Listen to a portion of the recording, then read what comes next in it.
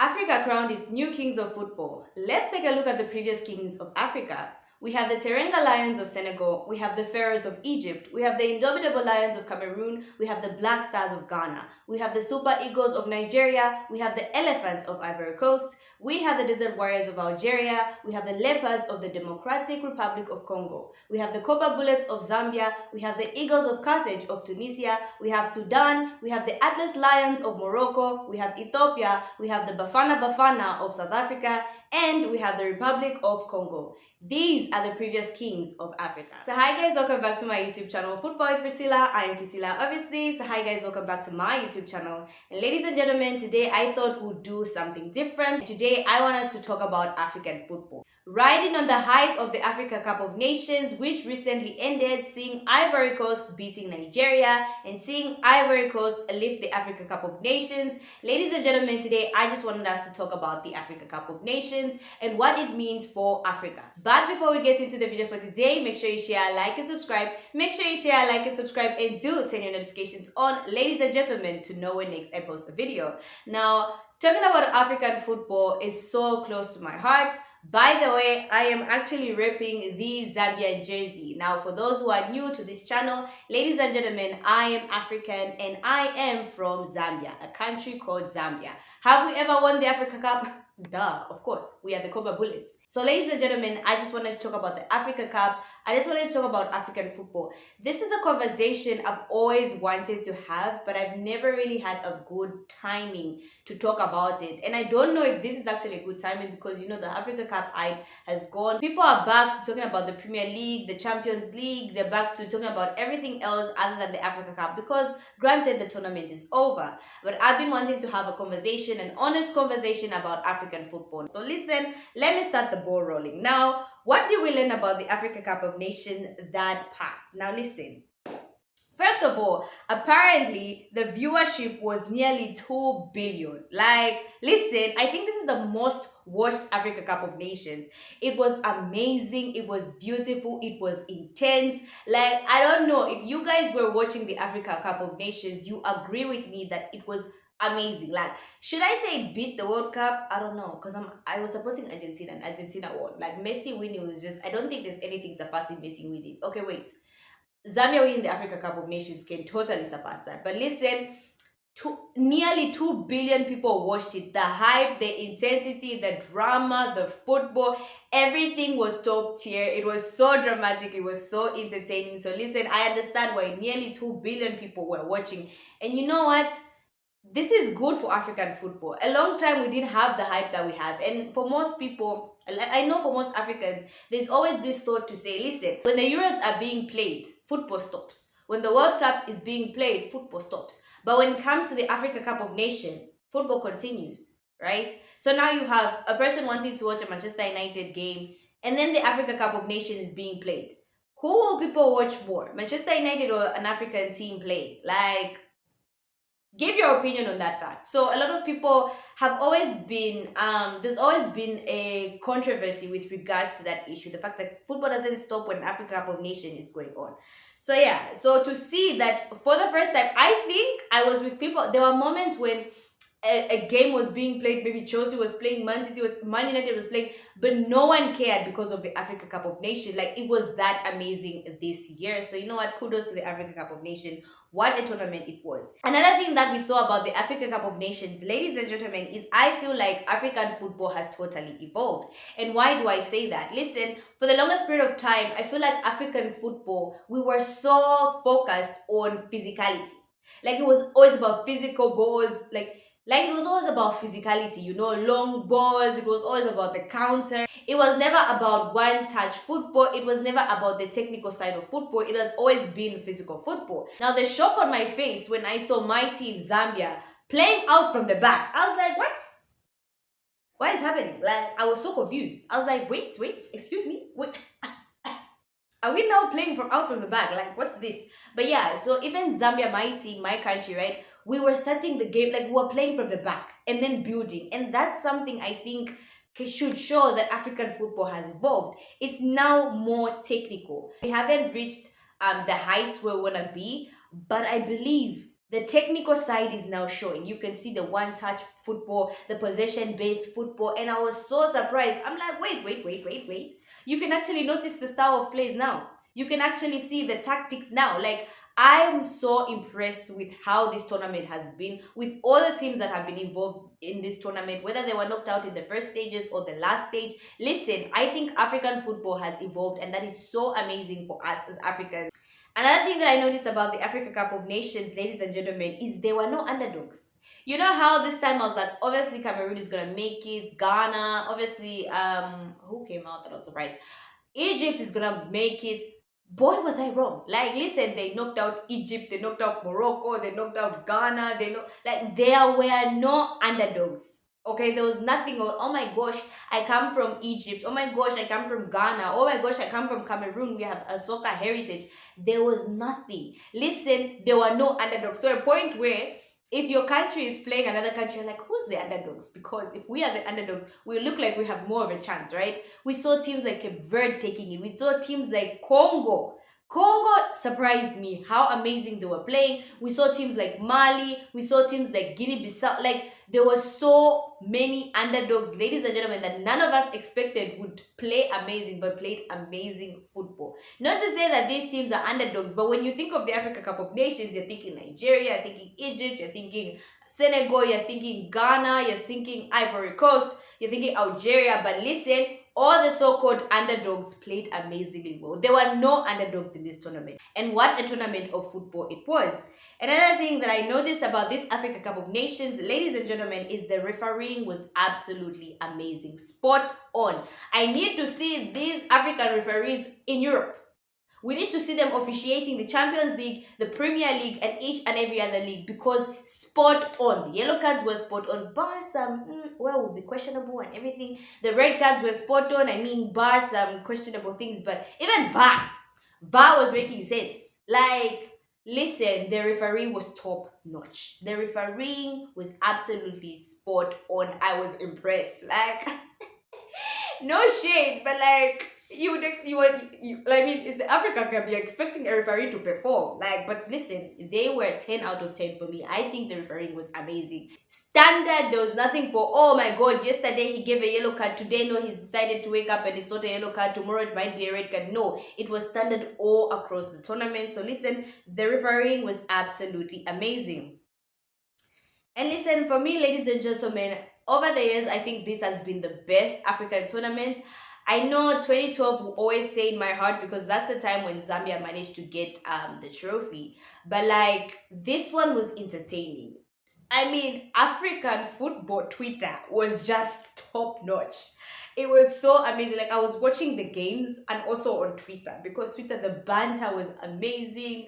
The just the love that we're showing every other country, and the banter for every team that removed your country. Like, it was so amazing. I think this Africa Cup of Nations has to be amongst the best of the best in terms of viewership, in terms of the quality of football, in terms of the stadium, organization, entertainment, everything. It was absolutely amazing. Here are my thoughts on African football. Like, this is my honest, raw thoughts about African football. The first thing about African football is, if we want to compete at the highest level, we need to learn from the European teams, South American teams, all these other teams, right? We need to invest in our football. I feel like for African, we can do it. We can reach the highest of the highest.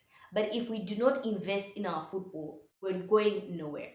And what do I mean by investing in football? Now, in European countries, you hear, oh my gosh, the academy, this 5-year-old, I started at 5, 6, 7. This kid is growing 5, 6, 7. They understand football. By the time they're reaching 18, 19, they're amazing. You're just like, what? Look at this kid, right? For African footballers, it's not so much as the same thing. Now, maybe for other countries, I'm speaking for what I've noticed, but maybe for other countries, the academy is amazing. Like, they have got amazing academies. Maybe they start their kids from 5 years old and everything, and well and good for them. But for most of the African countries that I know, and let me talk from my perspective about Zambia, for example, right? It's not often that you have a 5-year-old. There are very few. They're there. Let me not say they're not there. They are there. There are people that take their kids to, like, go play on Saturday, Saturday leagues for kids, 5 years, 6 years, 7 years, but it is not promoted. Like in the past, let me just be honest, in the past, when your kid has gone to play football, you'd be so pissed off. Like our parents would be so angry. You went to do what? Play football. Where is football going to take you? Right? For me, for example, I'll give an example of myself. I used to play female soccer when I was young, basically. Uh, Secondary school, I used to play female soccer. High school, I couldn't because I was so small and the people that were around were like very big, so I couldn't really fit in. But I used to enjoy playing football. And every time my teachers, whenever like it's a day for report forms, they'll tell my parents like, yeah, her grades are not so well, and I think the problem is because she loves football a lot. And I'll be like, bruh, seriously, don't tell my parents that I'm already failing, right? And my parents would be pissed. My mom would be like, I knew it. This football thing that you're always doing. Look, you're failing. So, like, I'm not saying, like, my parents were wrong. Obviously, you need to balance in life. Like, you need to have football. Yes, your love for football, your passion, and everything. But you also need to pay attention to your studies, right? But what I'm saying is, for most African parents, football is like a pastime. They never look at it as a professional career. They're just like, okay, he's going to play with his friends.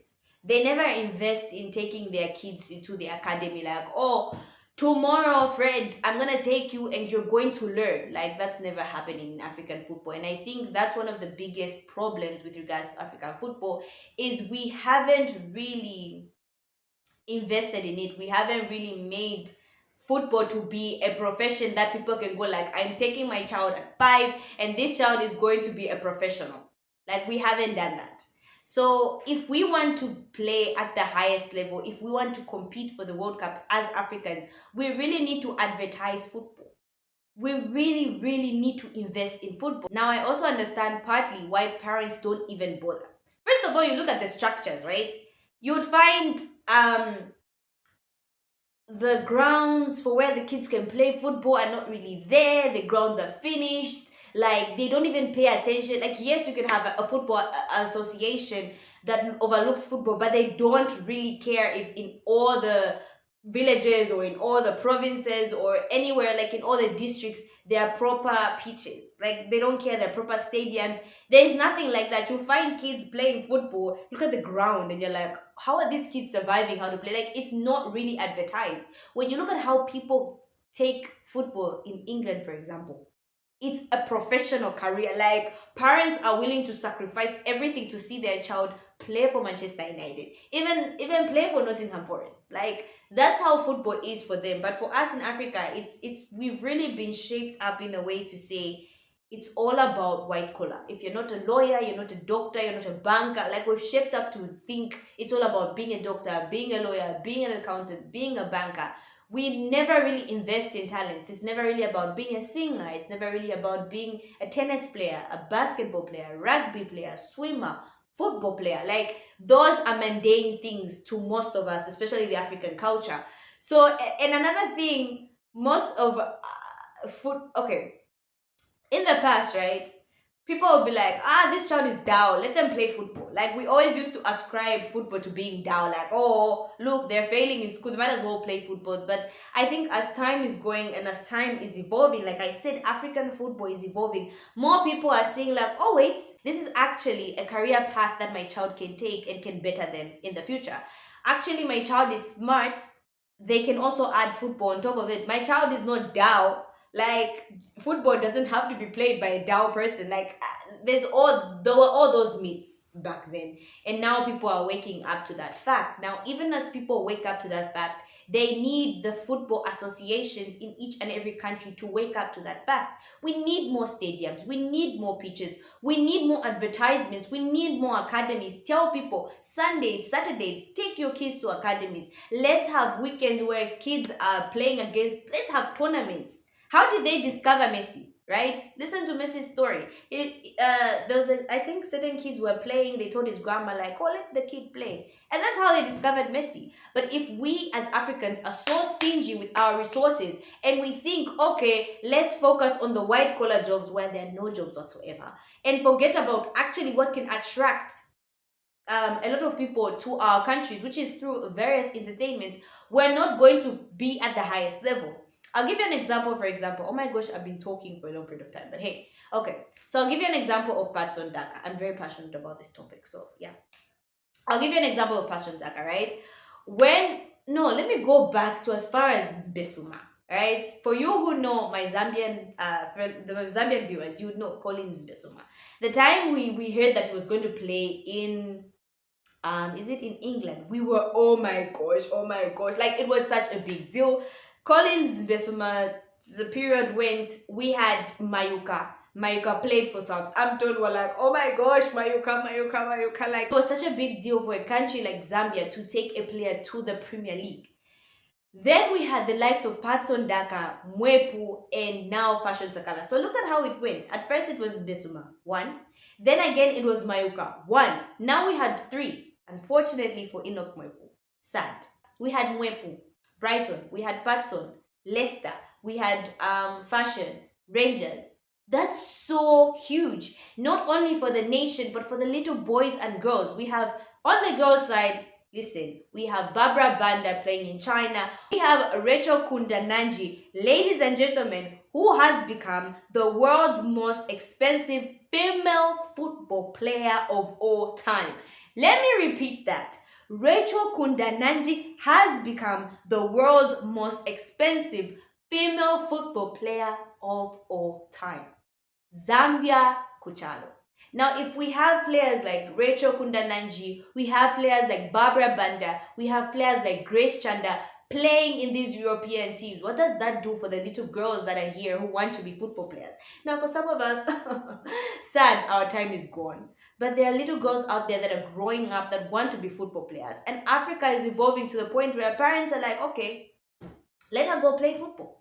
Right? For little boys, they're looking at Patson Daka, they're like, Patson, if Patson can do it, so can I. Patson has inspired so many kids' dreams.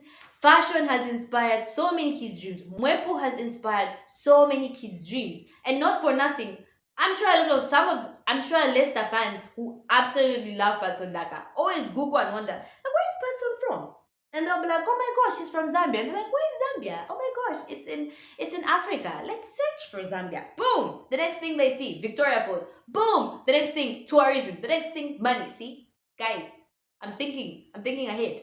But anyway, so yeah, for me, I feel like if African football, we want to compete, we need to invest in our football. There's no other way. We need to invest in our football.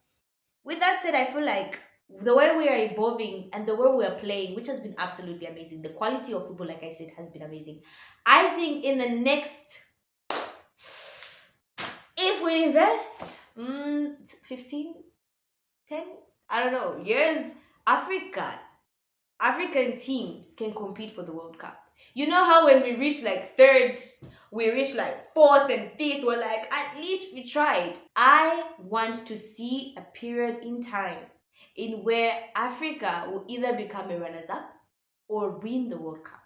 Like, it doesn't matter if it's Cape Verde, it doesn't matter if it's Zimbabwe, it doesn't matter if it's South Africa, it doesn't matter if it's Ghana, it doesn't matter if it's Tunisia, it doesn't matter if it's Togo, if it's Nigeria. As long as an African team lifts the World Cup, the whole of Africa we'll be like, we've lifted the World Cup. That's how we are. Listen. I remember for the World Cup, like the whole of Africa supported Morocco. I remember there was that World Cup where Ghana was about to qualify, bar the Suarez drama. The whole Africa was supporting Ghana. Like, that's the kind of people we are. Africa is beautiful. Like, for me, I love our continent and I wouldn't have it any other way. Yes, we have our own dramas as a continent. The banter we share, the love we share, I wouldn't trade it for anything. I love our cultural differences. We're such a colorful people. We're such a vibrant people, a beautiful people. If we can only invest more in arts, if we can only invest more in entertainment, more in football, we're gonna reach the greatest of the greatest heights. But we need to invest. We need to invest. So ladies and gentlemen, this is a topic that I've always wanted to talk about. This is a topic that I feel so dearly. I would love to sit with anyone. I would love to sit with anyone and have a conversation about African football. What can we do? What changes can we make? I have talked to young, up and coming Zambian footballers, and they've told me some of their problems with regards to at least Zambian football and getting to that level.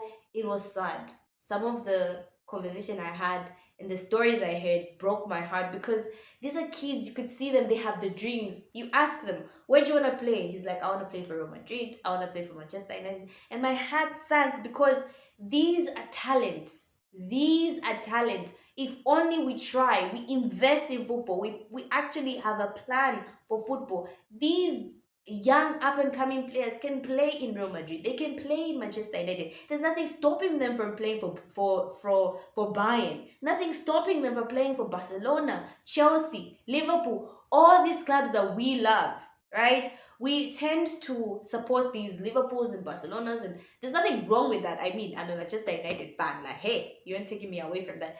But we want to be able to support and say, yo, there's a Nimbili playing for Manchester United. By the way, Nimbili is Tumbuka and I'm Tumbuka. That's why I gave an example of a Nimbili representing. So yeah, we want to say that. But guys, listen, we need to invest in football. We're a beautiful, we're a talented, we're a wonderful continent. We can do it. Okay, so ladies and gentlemen, I know I've been babbling on about this. It's just something I'm passionate about. I really love it, and maybe this video is not gonna get as many views as most of my videos because the Africa Cup of Nations is done and people are kind of out of the hype. But this is a video I've wanted to make for a long period of time. I would love to sit. I would love to sit and talk to a lot of African giants and just hear their stories and how we can move Africa forward. I would love to talk to Patson Daka. Fingers crossed, ladies and gentlemen. Patson Daka interview. Imagine if I had the pleasure of interviewing Patson Daka or Enoch Mwepu or Fashion Sakala. Like, what? Oh my God. I don't know where I would be. But listen, I would love to sit and talk to them. I would love to sit and talk to the giants of football, the giants of African football, the pioneers of African football. Listen to their conversations, listen to their plans, what they have planned for Africa. I love to sit down and plan with people about African football, Zambian football, whatever it is, but just for us to jumpstart our journey to being the greatest continent when it comes to football. I know I can see it. One day we're gonna achieve that. Do comment down in the comment section what you guys think is the problem with regards to African football and what you guys think is the solution to African football. I really want to hear your thoughts. Fingers crossed. An interview with Patson Daka. One day. You heard it here first. So that's all I had for you guys today. Thank you so much guys for watching. Make sure you share, like, and subscribe. Make sure you share, like, and subscribe, and do turn your notifications on, ladies and gentlemen, to know when next I post a video. Bye.